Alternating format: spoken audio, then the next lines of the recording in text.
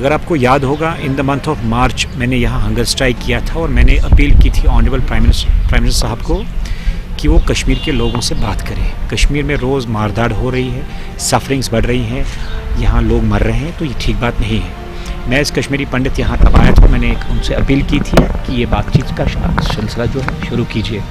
और मुझे खुशी है कि मई 19 को वो आ रहे हैं। एक बड़ी स्ट्राइकिंग कोइंसिडेंस है कि 19 मई को तो आ रहे हैं, वो एक पाक रमज़ान का महीना भी है।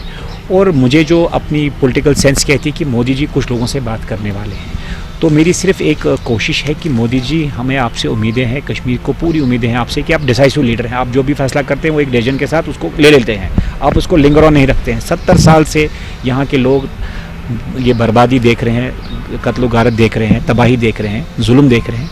तो मेहरबानी करके इस बार की विजिट्स में आप ज़रूर बात करें और इस मसले को एक कंक्लूजन पे पीसफुली ख़त्म करें, ताकि हिंदू मुस्लिम सिख जो यहाँ रहते हैं वो अमन में रहे और ये कत्ल गारत का जो सिलसिला है बंद हो।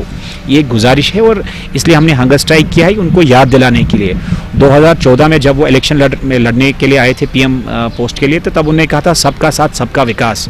फिर वो कश्मीर आए थे, उन्होंने कहा था इंसानियत, जमहूरियत और कश्मीरियत।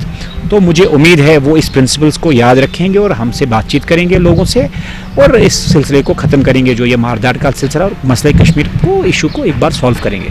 मैं तो उम्मीद करता हूँ आम आवाम से जो सफ़र कर रहे हैं उनसे बात करनी चाहिए। मेरी पॉलिटिकल सेंस भी कहती है और मेरी इन्फॉर्मेशन कहती है कि वो बातचीत कर रहे हैं कुछ लोगों से।